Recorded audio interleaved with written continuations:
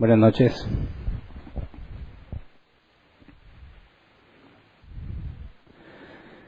Vamos a continuar donde nos quedamos. Vamos a Génesis 26, 28. Este versículo no lo alcanzamos a leer, pero es el versículo base para el tema de hoy. Dice: nos hemos dado cuenta de que el Señor está contigo. Respondieron: hemos pensado que tú y nosotros debiéramos hacer un pacto respaldado por un juramento. Este pacto será el siguiente. Y hasta ahí. Solamente el versículo 28. Y el nombre del tema es Pacto de Isaac y Abimelech. Hace algunas semanas vimos el pacto de Abraham y Abimelech. Entonces, hoy vamos a ver el pacto que se establece entre Isaac y Abimelech. Y ya habíamos visto que no es el mismo Abimelech, ¿verdad? Sino que es el nombre que, según vimos en los comentarios bíblicos, que normalmente se usaba para los reyes. Entonces, después de lo que vimos la última clase, el miércoles pasado, donde vimos que Isaac había ido a Gerar, como dice la Reina Valera 60, a la NBI dice Gerar. Isaac fue en obediencia a Gerar, en obediencia a Dios, porque Dios le había dicho que en lugar de irse a Egipto se fuera para allá. Vamos a recordarlo en Génesis 26, versículo 1 al 5. Esto es lo que Dios le había dicho. Dice: en ese tiempo hubo mucha hambre en aquella región, además de la que hubo en tiempos de Abraham. Por eso Isaac se fue a Gerar, donde se encontraba Abimelech, rey de los filisteos. Allí el Señor se le apareció y le dijo: no vayas a Egipto, quédate en la región de la que te he hablado. Vive en ese lugar por un tiempo. Yo estaré contigo y te bendeciré, porque a ti y a tu descendencia les daré todas estas tierras. Y así confirmaré el juramento que le hice a tu padre Abraham. Multiplicaré a tus descendientes como las estrellas del cielo, y les daré todas estas tierras. Por medio de tu descendencia todas las naciones de la tierra serán bendecidas, porque Abraham me obedeció y cumplió mis preceptos y mis mandamientos, mis normas y mis enseñanzas. Y bueno, vimos que la parte que dice: yo estaré contigo y te bendeciré, habíamos analizado que Dios le cumplió las dos cosas. Dios le mostró que estaba con él cuando, después de que se descubría el asunto de que Rebeca no era su hermana sino su esposa, ¿verdad?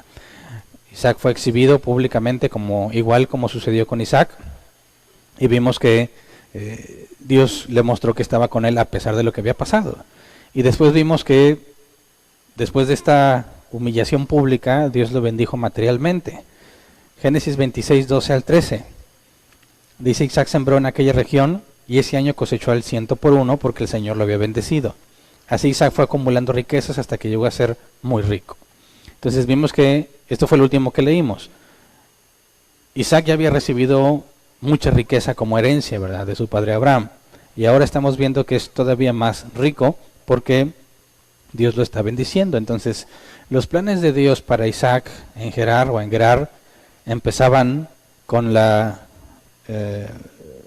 humillación pública que recibió Isaac, la bendición material, y todavía falta parte que vamos a estudiar hoy de los planes que Dios tenía para Isaac.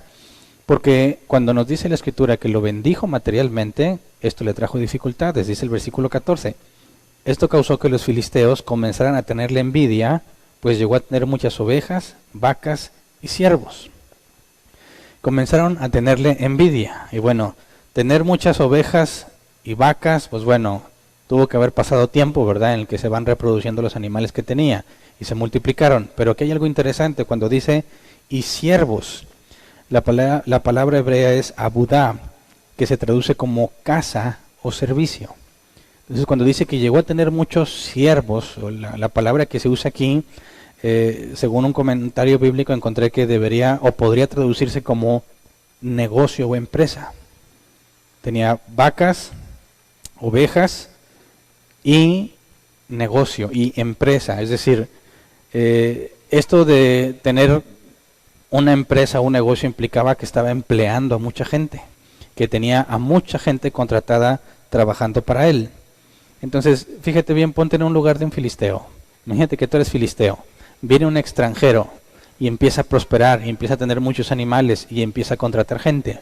Y tiene a mucha gente contratada de tu tierra trabajando para él mientras él se enriquece. Es un extranjero que no tiene derecho a usar la tierra, ¿verdad? Pero el rey Abimelech un día dijo que nadie lo molestara, ¿verdad? ¿Te acuerdas? Cuando fue exhibido porque había mentido con respecto a su esposa Rebeca, había dicho que era su hermana, y después de que lo exhibe, el rey ordena que nadie lo moleste. Y le empieza a ir también muchos de los filisteos, en lugar de ser prosperados ellos, están trabajando para Isaac, e Isaac se está haciendo más rico de lo que todavía era. ¿Cómo te sentirías tú si fueras filisteo, verdad?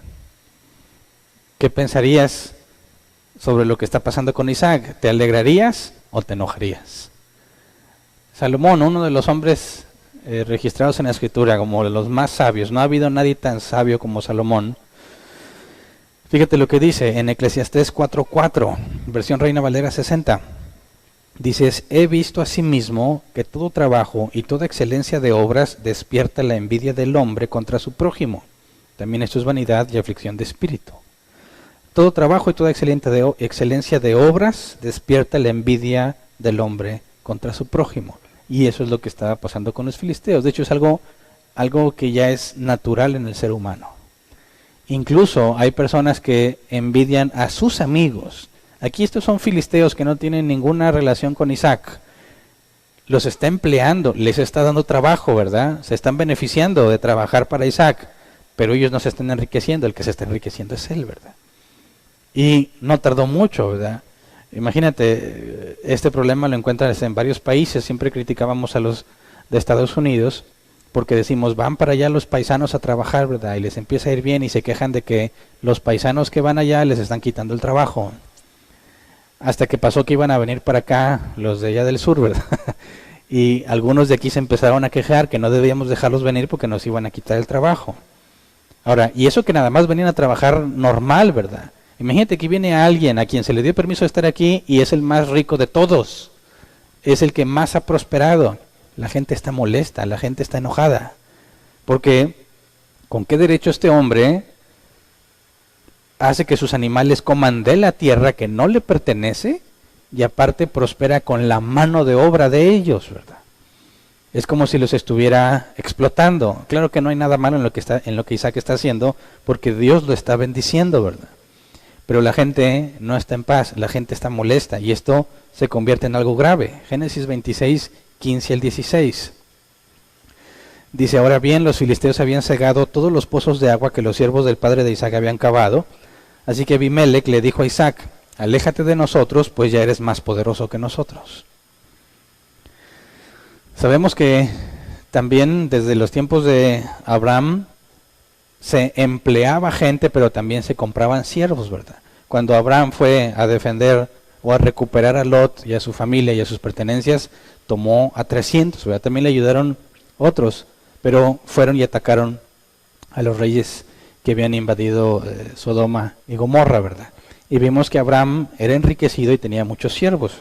Entonces, ¿qué tantos siervos tendría Isaac, además de la gente que tenía empleada trabajando para él? Al grado que el rey de ese lugar le diga, ya eres más poderoso que nosotros, incluyéndose él, ¿verdad? Tiene más que el propio rey. Ha sido bendecido en gran abundancia y ahora es un problema. Ahora, cuando nos dice que los filisteos habían cegado todos los pozos de agua que los siervos del padre de Isaac habían cavado, eso es interesante porque si tú buscas el contexto cultural e histórico, se supone que cuando alguien encontraba agua, ese pozo era público. Y quien lo había cavado y encontrado agua, se le consideraba un benefactor público. Es decir, alguien que había hecho un bien a toda la comunidad.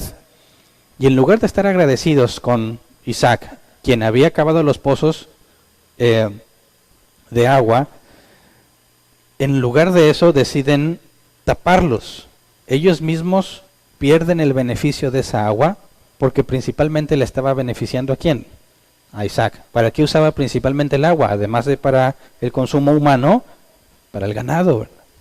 Si tiene muchas ovejas y muchas vacas, necesita mucha agua para mantenerlos con vida. Así que cuando ellos deciden tapar los pozos, están haciendo dos cosas. Número uno, le están negando el derecho a usar la tierra. Están provocando que se vaya, porque sin agua para sus animales, teniendo muchos animales, ¿qué va a hacer? Se le van a empezar a morir o va a tener que moverse del lugar. Segundo, están violando un pacto, el pacto que se había establecido entre Abraham y Abimelec, ¿verdad? Ahora, la gente está haciendo algo en contra de lo que el rey había dicho. Leamos lo que el rey había dicho a Abimelec en Génesis 26:11. Dice, por eso Abimelech envió esta orden a todo el pueblo: si alguien molesta a este hombre o a su esposa, será condenado a muerte. O sea, hay pena de muerte para el que moleste a Isaac. ¿Y qué hicieron los filisteos? Taparon los pozos de Isaac. El rey tiene que tomar una decisión: o empieza a matar a todos los que están en contra de Isaac, o le pide a Isaac que se vaya. ¿Qué harías tú? Fíjate, bajo pena de muerte, y a la gente no le importa. La gente está arriesgando su vida con tal de deshacerse de Isaac. Tan molestos están con la prosperidad de Isaac que están poniendo en riesgo su vida. Y el rey de ellos, Abimelech, tiene que tomar una decisión: o empieza a matar a los filisteos, a su gente, o deshace la orden que había dado y despide a Isaac para evitar problemas. ¿Te fijas? La orden era: no lo molesten. Ya lo están molestando. Y lo que hace Abimelech es ir a decirle: ¿sabes qué? Vete, porque eres más fuerte que nosotros. Ahora, ¿por qué cambió de opinión Abimelech? Porque no impuso justicia ante el mandato real de matar a todo el que molestara a Isaac. Bueno, precisamente, imagínate el problema que hace que una persona, un filisteo, decida arriesgar su vida, ir en contra del rey con tal de deshacerse de Isaac. ¿Cuántos serían los involucrados? ¿Y qué problema representa que el pueblo esté sublevándose contra la autoridad real con tal de deshacerse de Isaac? Tratar de mantener a Isaac ahí sería muy problemático, porque la gente está dispuesta a arriesgar su vida con tal de deshacerse de él. Así que Abimelech tiene que tomar una decisión, y la decisión que toma es sabia, pensando en el bienestar de su pueblo. ¿Sabes qué? Mejor vete de aquí. Abimelech no le está haciendo ningún daño, ¿verdad? Le está diciendo: vete. Muy seguramente tiene en mente evitar problemas. Si fue él quien ordenó que nadie lo molestara, y luego es él quien le pide que se vaya, es porque la cosa está fea. Realmente la gente está muy molesta, y no le importa ir en contra de la autoridad con tal de deshacerse de Isaac. Y bueno, había un pacto vigente entre Abimelech, no este, ¿verdad?, uno anterior, y Abraham. Recordémoslo, Génesis 21, 22 al 24. Dice: en aquel tiempo Abimelech, que estaba acompañado por Ficol, el jefe de su ejército, le dijo a Abraham: Dios está contigo en todo lo que haces. Júrame ahora por Dios mismo que no me tratarás a mí con falsedad, ni tampoco a mis hijos, ni a mis descendientes. Júrame que a mí y al país que te ha recibido como extranjero nos tratarás con la misma lealtad con la que yo te he tratado. Lo juro, respondió Abraham. Así que este pacto era de ambos lados, ¿verdad? Abimelech dice: te hemos tratado bien, tú nos vas a tratar bien. Y esto va a estar vigente entre nuestros hijos y sus descendientes. Isaac es la siguiente generación, ¿verdad? El pacto claramente está vigente. Pero Abimelech se ve obligado a no respetar el pacto por la situación de la gente. Así que realmente está en serios problemas Isaac, ¿verdad? Porque la gente está decidida a deshacerse de él. Y el único que podría hacer justicia, humanamente hablando, era Abimelech, ¿verdad? Porque si ya había un pacto con Abraham, y ya había un edicto real que prohibía que se le molestara a Isaac, ¿quién es el que debería de poner orden ahí? Pues Abimelech, ¿verdad? Pero es Abimelech quien le dice que se vaya.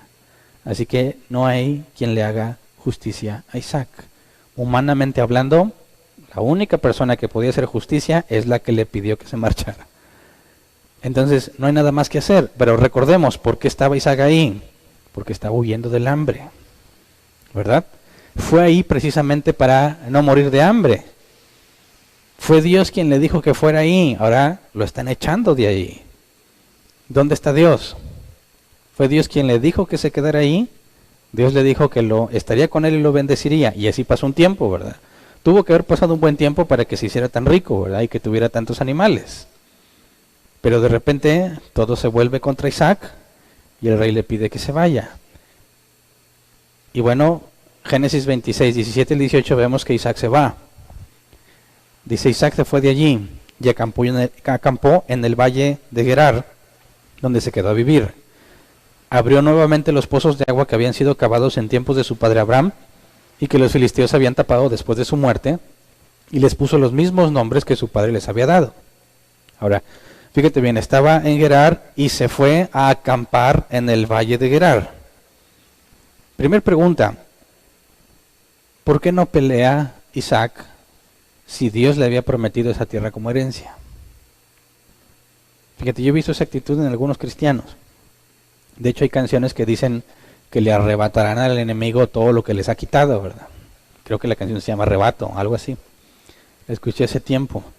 Y esa canción consiste en decir que le arrebata a Satanás todo lo que le ha quitado, no sé cuántas veces más, 7, no sé cuántas veces más. Y esa actitud de esa canción que yo escuché alguna vez, lamentablemente en una estación de radio cristiana, esa actitud la ves en muchos diciendo, oye, ¿cómo me vas a quitar? Yo soy un hijo de Dios, Dios me lo dio, nadie me lo puede quitar, y están dispuestos a actuar incluso con violencia con tal de defender lo que Dios les ha dado, ¿verdad? Isaac, teniendo tanta gente, teniendo seguramente numerosos siervos que pueden pelear, ¿por qué no pelea? ¿Por qué no defiende lo que Dios le dijo que le daría? Abraham tampoco peleó, ¿te acuerdas? En el conflicto con Abimelech, que vamos a recordar un poco más de eso un poco más adelante, tampoco peleó. Cuando fue a pelear fue para rescatar a Lot. Pero cuando lo estaban acosando los filisteos, tampoco se puso a pelear. Si Dios les había prometido esa tierra, ¿por qué no pelearon? Bueno, porque hay que recordar lo que Dios le dijo en Génesis 15, 13 al 16. Génesis 15, 13 al 16.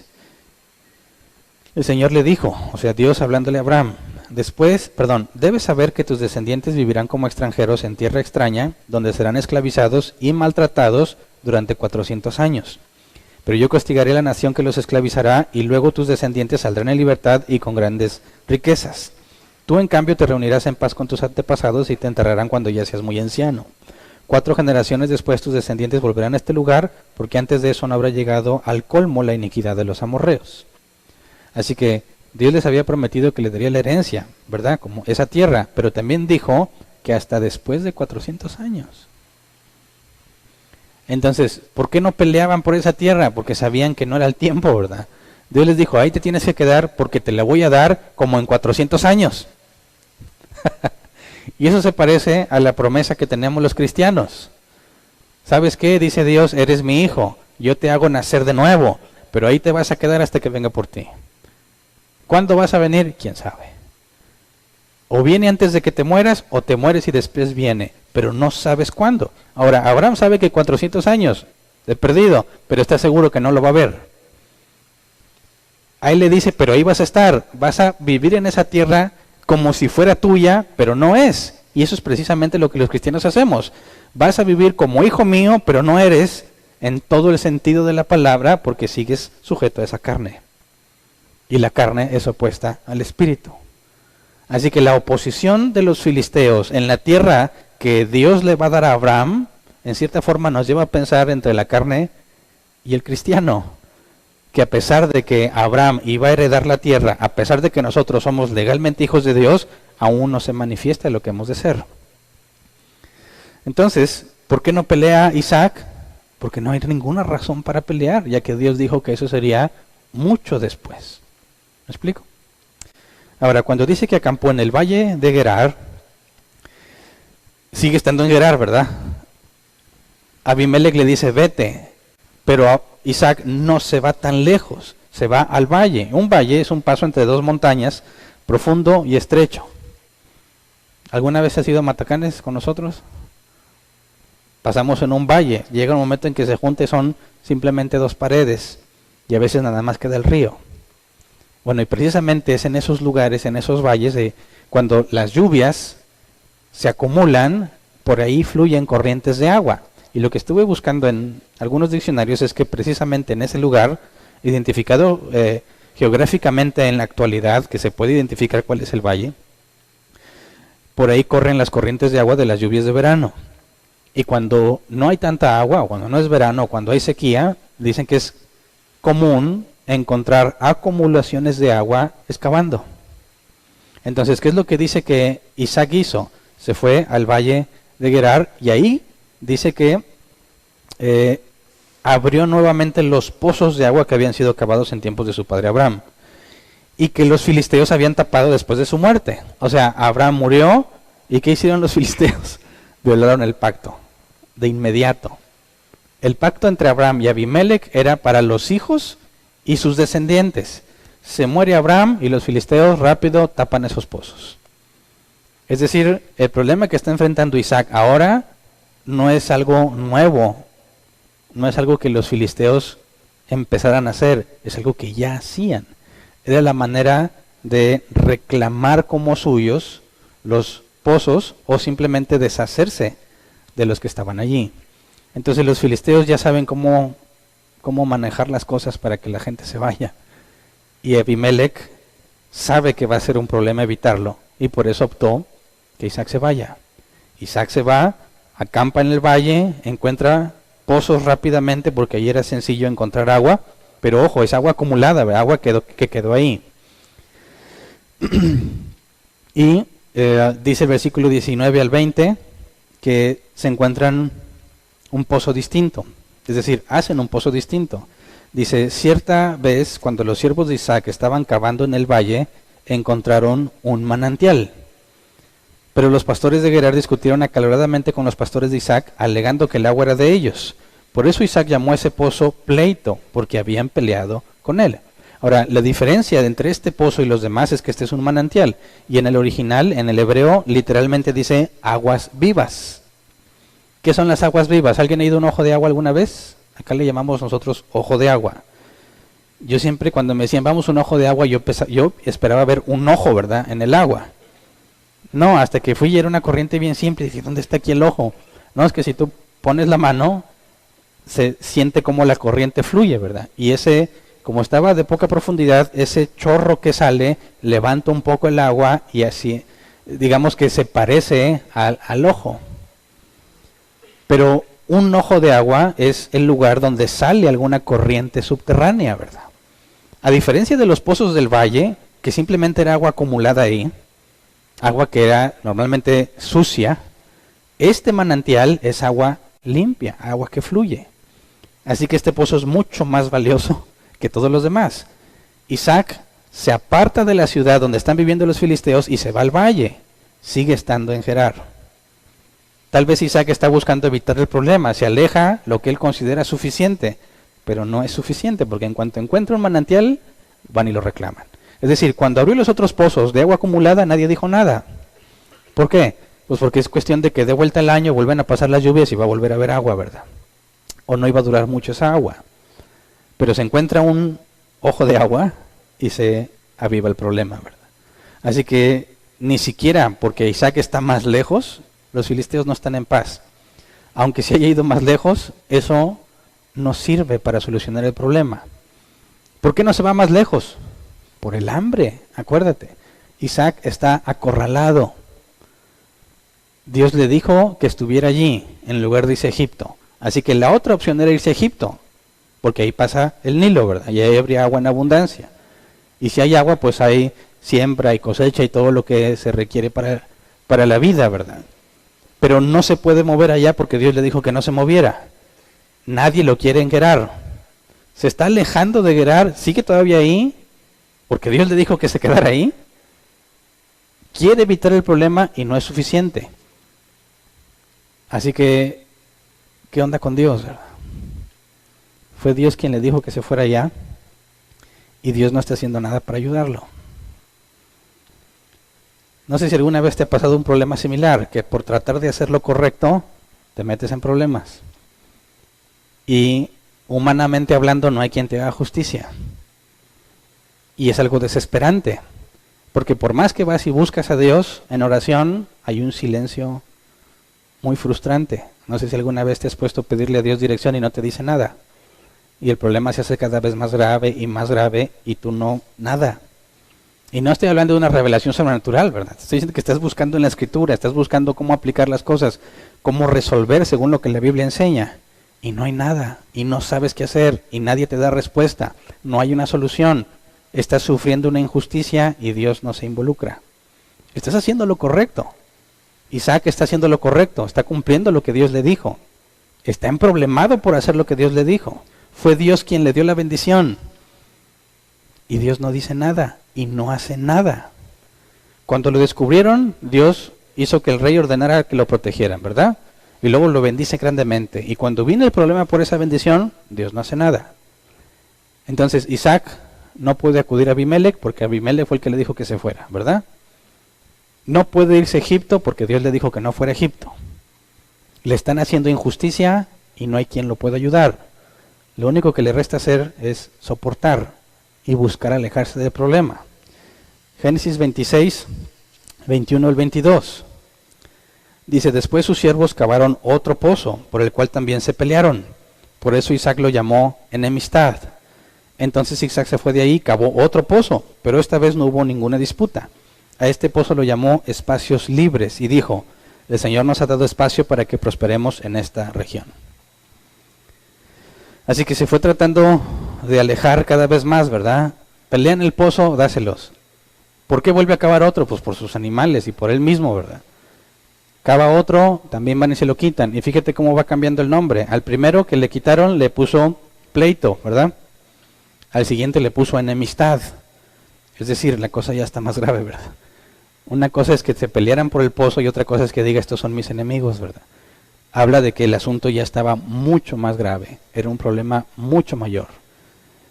¿Cómo iba a ser para mantener a toda su gente y a todos sus animales si pozo que hace, pozo que le quitan? No hay quien haga justicia hasta que hace un pozo y esa vez nadie le dice nada, ¿verdad? Y dice, este pozo se llama espacios libres porque el Señor nos ha dado espacio para que prosperemos en esta región. Ahora aquí hay algo interesante, cuando nos dice el versículo 21, sus siervos cavaron, y el versículo 22, cuando dice cavó otro pozo, estas dos veces, cavaron y cavó, es la misma palabra en hebreo. Kafar, que se traduce como cavar o buscar, es decir, se entiende que está cavando para buscar algo, buscar agua. Y lo quiero poner, o quiero hacer esta definición para contrastar con lo que sigue a continuación. Versículo 23 y 25. 23 al 25. Dice, de allí Isaac se dirigió a Beerseba. Esa noche se le apareció el Señor y le dijo, yo soy el Dios de tu padre Abraham, no temas que yo estoy contigo. Por amor a mi siervo Abraham te bendeciré y multiplicaré tu descendencia. Allí Isaac construyó un altar e invocó el nombre del Señor. Acampó en ese lugar y sus siervos cavaron un pozo. Ahora fíjate bien, ¿por qué se va a Beerseba? Estaba en el valle de Gerar, ¿verdad? Y ahí logró llegar a una paz relativa. Llegó quizás a distanciarse tanto, aún perteneciendo, aún dentro de Gerar, de manera que lo dejaron en paz. Y luego nos dice que decide irse a Beerseba, se va a otra parte. ¿Qué es lo que pasó? Y ahí le habla a Dios. Aquí, para entender lo que está pasando y por qué no se nos explica el por qué Isaac decide irse a Beerseba, es decir, por qué no hizo desde el principio eso, para qué se queda ahí batallando, peleándose con la gente, en lugar de irse ahí primero. Bueno, ya vimos que Dios le había dicho que se quedara ahí, ¿verdad? Así que se ve, por alguna situación, movido a cambiar de residencia, a irse a Beerseba. Y ahí cuando nos dice, sus siervos cavaron un pozo, ahí la palabra cavaron es distinta a la que se nos dijo cuando estaban en el valle. Aquí la palabra cavaron es cará, que se traduce como abierto o excavado. Es decir, aquí no están cavando para buscar agua, aquí están reabriendo algo. ¿Qué es lo que están reabriendo? Vamos a Génesis 21, 25 al 31. Dice, luego Abraham se quejó ante Abimelech por causa de un pozo de agua del cual los siervos de Abimelech se habían apropiado. Esto fue inmediatamente después de que hicieron el pacto que mencioné al principio, ¿verdad? El pacto entre Abraham y Abimelech, donde Abraham juró que los trataría bien, así como ellos lo tratarían a él. Inmediatamente después, Abraham sacó el tema de un problema con un pozo de agua, el cual los filisteos ya se habían apropiado. Es decir, así como estaban tratando a Isaac, así habían tratado a Abraham. Dice el versículo 25, pero Abimelech dijo, no sé quién pudo haberlo hecho, me acabo de enterar, pues tú no me lo habías dicho. Pausa. Esto explica otra cosa. La gente tomaba decisiones por cuenta propia y Abimelech tardaba en enterarse. ¿Qué es lo que pasó con Isaac cuando le empezaron a tapar los pozos? Lo mismo. La gente empezó a sublevarse ante el mandato real, porque también Abraham estaba protegido por un mandato, ¿se acuerdan? la gente se subleva al rey, hace lo que quiere y el rey se entera al final. Entonces entendemos un poco de Abimelech. Aunque en este rey no es el mismo Abimelech, vemos que el comportamiento de la gente es igual. Aquí dice, no me había dado cuenta, dice el versículo 27, entonces Abraham llevó ovejas y vacas y se las dio a Abimelech y los dos hicieron un pacto. Pero Abraham apartó 7 corderas del rebaño, por lo que Abimelech le preguntó, ¿qué pasa? ¿Por qué has apartado estas 7 corderas? Acepta estas 7 corderas, le contestó Abraham, ellas servirán de prueba de que yo cavé este pozo. Por eso a aquel lugar le dieron el nombre de Beerseba, porque allí los dos hicieron un juramento. Entonces, ¿qué sucedió aquí? Abraham compró el pozo. ¿Por qué Isaac decide irse a Beerseba y reabre un pozo? ¿Qué pozo reabrió? El que Abraham había comprado. Fíjate bien que Isaac está tratando de evitar el problema. Quiere ir a un pozo que legalmente le corresponde, porque su padre lo compró a precio de 7 corderas. Pero cuando se mueve de Gerar, Dios le vuelve a hablar. No te preocupes, yo estoy contigo. ¿Por qué le vuelve a hablar? Porque se está saliendo de donde Dios le dijo que se quedara. Pero ¿qué es lo que está buscando Isaac? Ir, reabrir el pozo que legalmente le corresponde y que se acabe el problema, porque no deberían quitárselo, ¿verdad? Todos los demás que abre le pueden reclamar, esto tierra es nuestra, ¿verdad? Pero ese en particular no debería ser conflicto porque había sido comprado. Entonces, Isaac está buscando resolver el problema de raíz, yéndose a un lugar donde no le deberían decir nada, ¿verdad? El problema es que no sabe cómo va a reaccionar Abimelech, porque Abimelech ya le había dicho que se fuera, ya había violado el pacto. ¿Qué le asegura? Que va a respetar la compra que había sucedido anteriormente, ¿verdad? De parte de Abraham a los filisteos. Así que es algo difícil, es algo riesgoso. Es todo o nada, ¿verdad? O se arregla el problema o se complica más. Por eso nos dice que Dios le habla, ¿verdad? Esa noche, dice el versículo 24, Génesis 26, 24, esa noche se le apareció el Señor y le dijo, yo soy el Dios de tu padre Abraham, no temas que yo estoy contigo. Por amor a mi siervo Abraham te bendeciré y multiplicaré tu descendencia. Eso, cuando dice allí, Isaac construye un altar, invoca el nombre del Señor, acampa en ese lugar y sus siervos abren de nuevo el pozo. Isaac obtiene por fin algo de parte de Dios que le indica que eso está bien hecho. Que eso que hizo, Dios lo va a respaldar. Que Dios lo va a proteger, ¿verdad? Dios ya lo había hecho y ahora le está diciendo que lo va a volver a hacer. Eso implica que el problema se debe arreglar. Ahora, imagínate el proceso, no sé si alguna vez lo has vivido. Si no, te deseo que lo vivas. No te va a gustar, ¿verdad? Pero es muy necesario que lo vivas. Porque digamos que la idea de permanecer fiel a Dios mientras las cosas andan bien no resulta tan complicada. Te levantas motivado en la mañana porque todo está bien. Permanecer en lo que Dios ha dicho cuando todo está mal, eso es lo difícil. Buscar a Dios y leer su palabra cuando todo está bien resulta un deleite.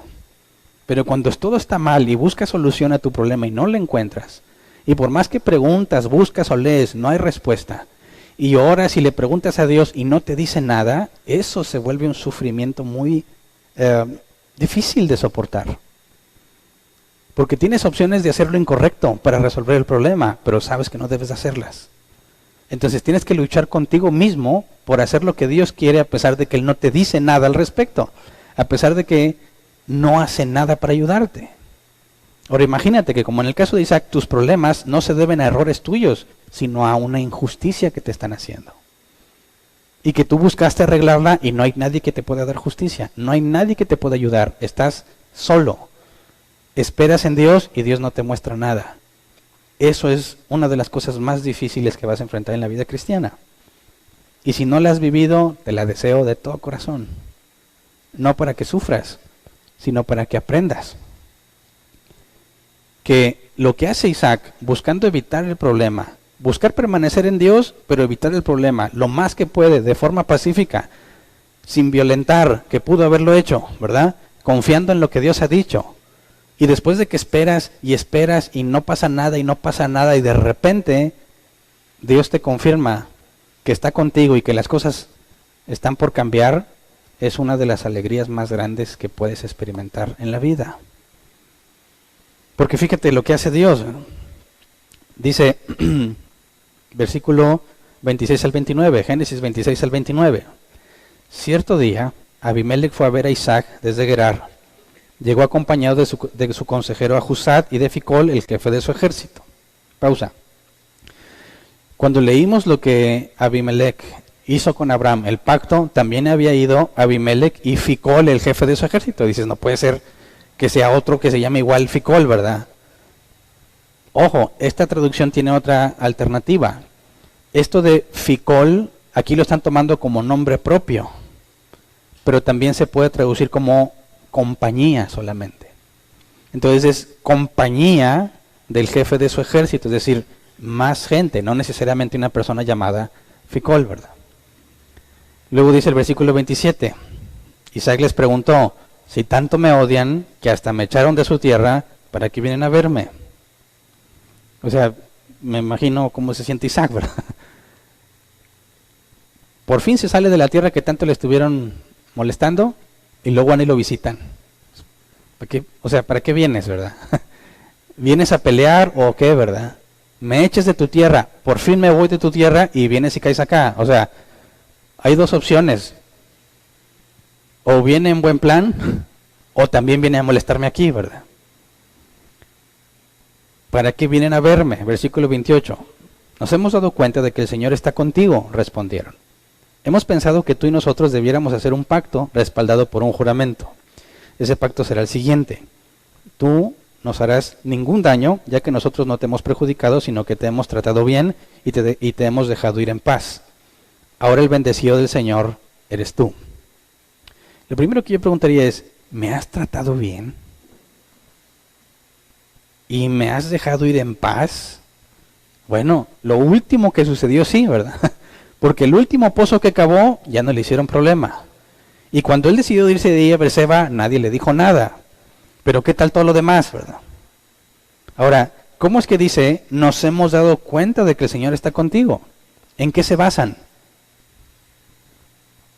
¿Qué crees? ¿Cómo sabes que un cristiano es cristiano? No me digas que por la bendición material. Porque entonces Pablo era el más odiado. No puede ser la bendición material. Por su manera de actuar. Fíjate bien, ¿qué es lo que hace que Abimelech se dé cuenta que Dios está con Isaac? Que Isaac, siendo más poderoso con ellos, nunca les hizo nada. Que cuando ellos lo maltrataban, él se alejaba del problema. Y lo soportó todo, hasta el punto en que deja el país. Se va a otra parte. Dios hace que Abimelech vea que la actitud de Isaac, independientemente de la riqueza que tenía, su comportamiento demuestra que Dios está con él. Y eso le da más miedo, porque si Dios está con él, ellos han estado mal. Y él como rey, en lugar de refrenar a su gente, ha estado en contra de Isaac, y si Dios está con Isaac, le va a ir muy mal. Así que, ¿qué es lo que se le ocurre? Hacer la paz. ¿Verdad? Pero ¿cuánto se tardó en darse cuenta? Y fíjate bien, desde que Dios le dijo a Isaac, te vas a Gerar, Dios ya sabe todos los problemas que va a enfrentar, ¿verdad? Isaac ya había aprendido que Dios estaba con él cuando después de humillarlo públicamente, logra que lo protejan. Sabe que materialmente está con él porque lo ha bendecido abundantemente. Pero ahora faltaba que Isaac viera en sí mismo que su comportamiento también demuestra que es de Dios, que Dios está con él. Y eso es muy importante porque somos muy tentados a hacer las cosas, aunque sabemos que no están bien hechas, con tal de resolver el problema. Pero no podemos ver que Dios te puso precisamente en esa situación para que vean los demás qué debe de hacer un hijo de Dios, cómo se comporta un hijo de Dios. Casi nunca pensamos en eso.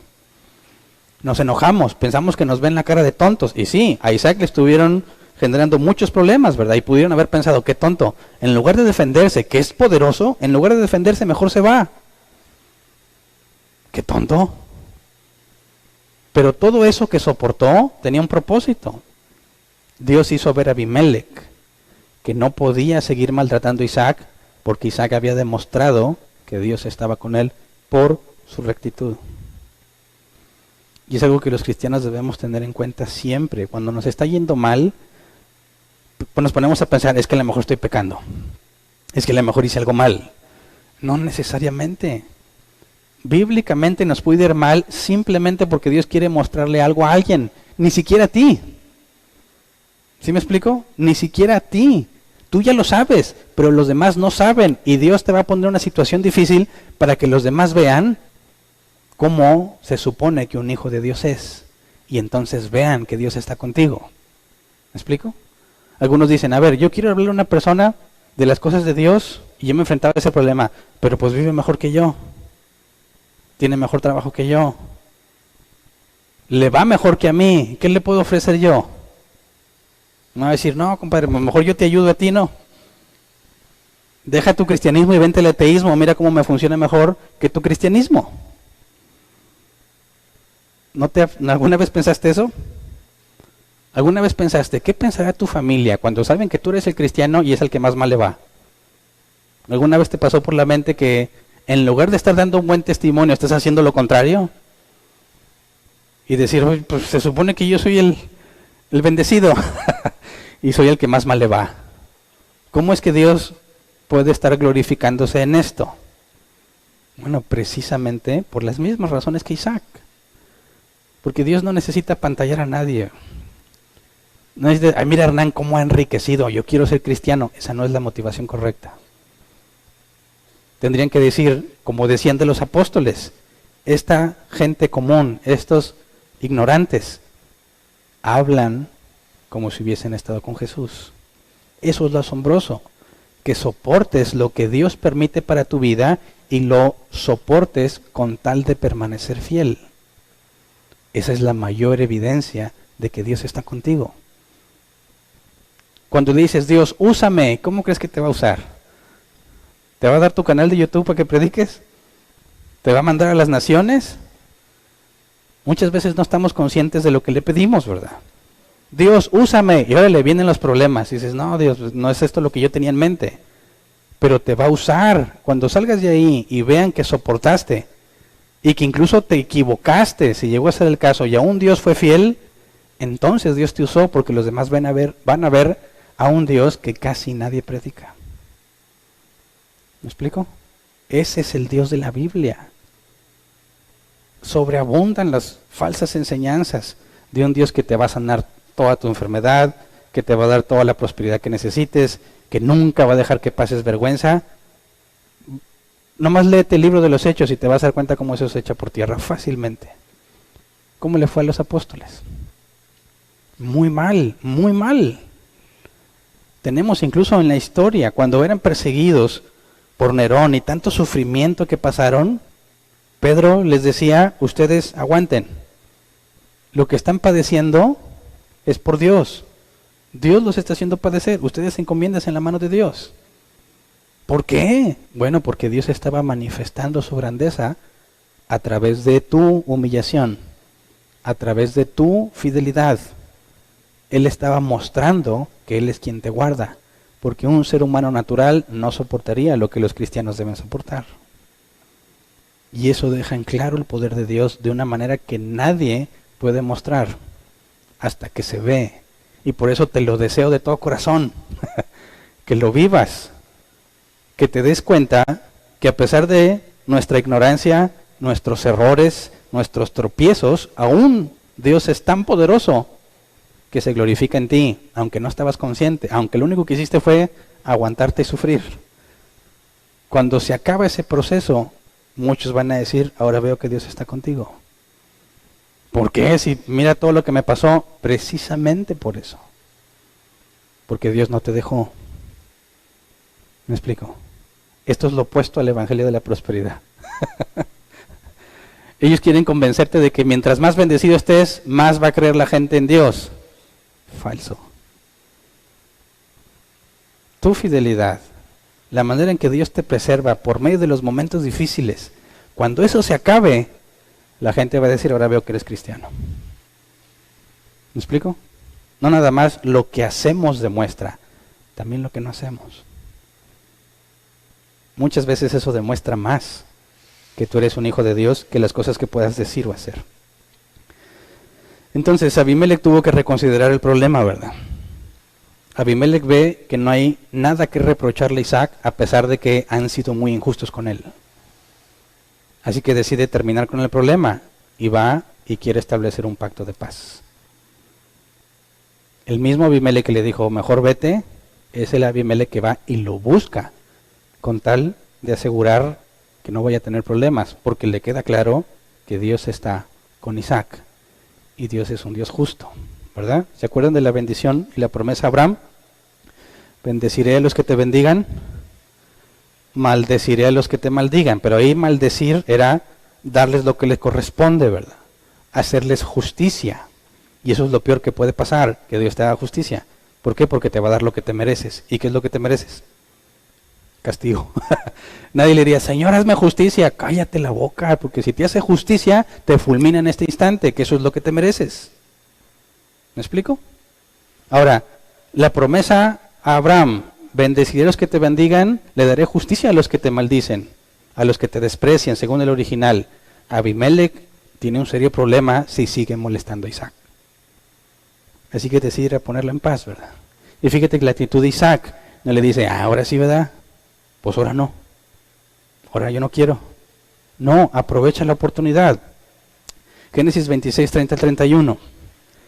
Isaac les preparó un banquete y comieron y bebieron. A la mañana siguiente se levantaron muy temprano e hicieron un compromiso mutuo. Luego Isaac los despidió y ellos se fueron en calidad de amigos. Qué día tan feliz. Asunto arreglado. No más problemas con eso. Isaac va a poder establecerse a gusto ahí o en tierra de Gerar. Cuando vuelva a haber hambre, no debe tener problema en regresar allí. Se arregló de raíz. Fíjate bien, pudo haber dicho, no, compadre, ahora te toca a ti. Ahora va la mía, como dicen muchos.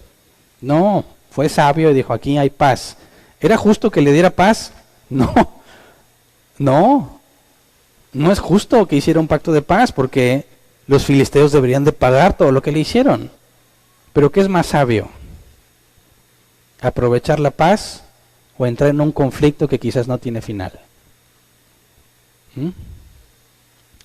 Si tú vas y le haces algo a alguien, luego ese alguien con otros va y te lo hace a ti, y luego tú u otro de los tuyos va y se desquita, y luego esos vienen y se desquitan contigo. Vamos a ver más adelante cómo Dios resolvió eso en la ley de Moisés. ¿Por qué se mandaba matar al asesino?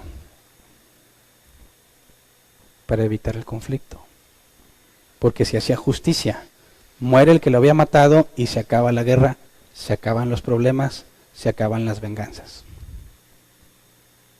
Pero no estaba establecido todavía aquí. El punto es que Dios le concede a Isaac tener paz. Hace que sus enemigos estén bien con él. Luego, una última buena noticia. Génesis 26, 32 y 33. Aquel mismo día, los siervos de Isaac fueron y le informaron acerca de un pozo que habían cavado y le dijeron, hemos encontrado agua. Isaac llamó a ese pozo juramento. Por eso esa ciudad se llama Beerseba hasta el día de hoy. O sea, otro pozo. Fueron a reabrir el de Abraham y se encontraron otro. ¿Y por qué tan feliz? Porque ya no se lo van a quitar. Porque ya no va a haber más pleito. Acuérdate, tiene muchos animales. Un solo pozo no es suficiente. Necesita más. Por eso decía que le habían tapado los pozos que tenía allá, que necesita varios para todos sus animales. Entonces, encuentra un pacto de paz, tiene un pozo que al menos es de él, pero luego Dios le muestra que hay más. Eso significa que viene un buen tiempo de paz y tranquilidad. Y eso precisamente es lo que Pablo dice cuando dice que él sabe estar en abundancia y en escasez. Todo lo puedo en Cristo que me fortalece. Gracias a Dios tenemos la garantía de que las dos cosas nos van a pasar. Ni pura abundancia, ni pura escasez, sino que vendrán días de abundancia y días de escasez. ¿Por qué las dos cosas? porque las dos cosas nos enseñan. A nosotros en lo personal y en las dos cosas, Dios enseña a otros sobre quién es Él por medio de nuestras vidas. Por eso son necesarios los buenos y los malos tiempos. Y la Escritura enseña que ambos provienen de Dios. Así que vale la pena esperar, vale la pena luchar por permanecer fiel a lo que Dios ha dicho. ¿Qué es lo que Dios te ha dicho? Tenemos la Escritura, ahí está toda su voluntad revelada. No necesitas, como en el caso de Isaac, que Dios venga y te diga algo, porque nosotros ya lo tenemos revelado. Ya tenemos la Escritura. ¿Quieres saber qué es lo que Dios quiere para tu vida? Lee la Biblia. ¿Quieres que te lo diga de forma audible? Dicen, lee en voz alta. ¿Me explico? La Escritura, desde Génesis hasta Apocalipsis, contiene toda la voluntad revelada de Dios. La que no está escrita ahí es la que es secreta, ¿verdad? La voluntad decretiva, la que nadie sabe. Y según Moisés, vamos a ver más adelante, dice que lo revelado pertenece a nosotros, lo oculto pertenece a Dios. Entonces, vale la pena esperar. No te frustres si te está yendo mal, porque a pesar de tu sufrimiento, Dios te está usando para glorificarse ante los demás. Pues decir, sí, Dios, para mí ya no es necesario pasar por esto, yo confío en ti. Sí, pero hay otros que no y que van a aprender por medio de ti. Así que también hay que agradecer. ¿Verdad? Bueno, vamos a ponernos de pie y vamos a orar. No terminamos el capítulo porque los últimos 2 versículos ya nos hablan de otra cosa. Ya vamos a ver los problemas que tienen por las nueras de Esaú. O sea, Esaú se casa con 2 mujeres y empieza a tener muchos problemas y luego cambia el tema, ¿verdad? Si Dios quiere, eso lo vemos el próximo miércoles. Por lo pronto hoy, ¿te está yendo mal? Confía, espera. Dios sabe hasta cuándo. Puede durar años. ¿Cuánto tiempo crees que pasó con Isaac? ¿Quién sabe? Por experiencia propia te puedo decir, pueden pasar años hasta que la situación cambie. Pero cuando cambia, todo es diferente. Y puedes decir, valió la pena. Y te regocijas viendo lo que Dios hizo que otros vieran por medio de lo que te estaba pasando. Si te está yendo bien, no pienses que siempre te va a ir bien. Porque también es necesario que pasemos por escasez. Porque en la escasez, principalmente, en el sufrimiento, principalmente, es cuando aprendemos de Dios. Es muy difícil de aprender en la abundancia, ¿verdad? Es muy riesgoso vivir solo en abundancia, porque llegas a pensar que la abundancia es consecuencia de lo bien que has hecho las cosas. Pero es la adversidad la que nos deja ver con toda claridad que cualquier cosa que lleguemos a recibir no es mérito nuestro, es gracia divina. Así que vamos a orar. Señor, gracias, Padre, por todo lo que nos has hecho pasar, por todos los momentos difíciles que permitiste en nuestras vidas, por todas las veces que no encontramos salida, por todas las veces que nadie nos libraba de la injusticia, por todas las veces que callaste, a pesar de que te suplicábamos que nos mostraras dirección, Señor, por todas las veces que no nos dejaste que nuestro entendimiento comprendiera lo que dice tu Escritura, porque lo estabas guardando para más tarde, porque no era el tiempo de que lo entendiéramos, Señor, hasta que nos permitiste experimentarlo. Luego lo leímos y comprendimos totalmente, Señor. Gracias porque no comprenderíamos nada si tú no nos lo revelaras. Gracias también, Señor, porque no nos has dado solamente conocimiento, sino también experiencia que confirme ese conocimiento. Gracias, Señor, porque en nuestros momentos de dificultad, ya sea que hayamos permanecido fieles o tropezamos, ambas cosas las usas para tu gloria. Cuando permanecimos fieles, das testimonio de tu poder para guardarnos. Cuando tropezamos, Señor, y caímos, das testimonio de tu misericordia. En ambos casos tú eres glorificado, Señor, porque nos levantas a pesar de que caímos, porque nos tienes paciencia, o porque nos guardaste, Señor, sin caída, y permitiste que otros vieran el poder que tú tienes para guardar a los que has elegido. Gracias, Señor, porque no merecemos nada de lo que nos has dado. Gracias, mayormente, porque nos has permitido saber que no lo merecemos, Señor.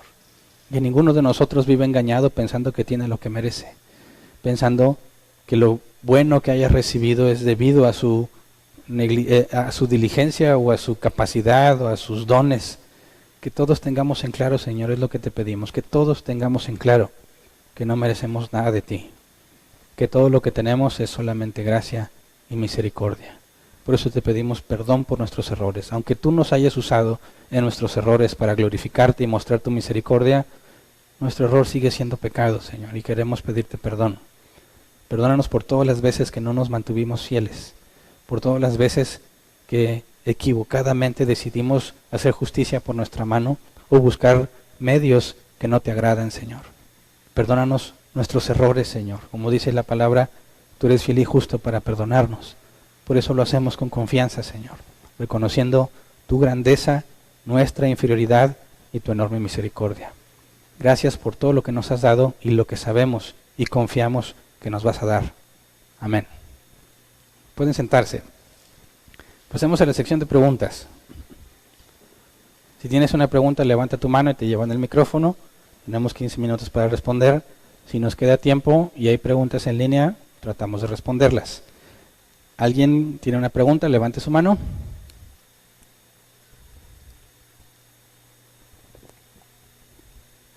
Silencio. ¿No? Muy bien. ¿En línea hay preguntas? ¿Tampoco? ¿O nadie se conectó? ¿O expliqué muy bien? Espero que sea lo segundo. ¿Hay avisos?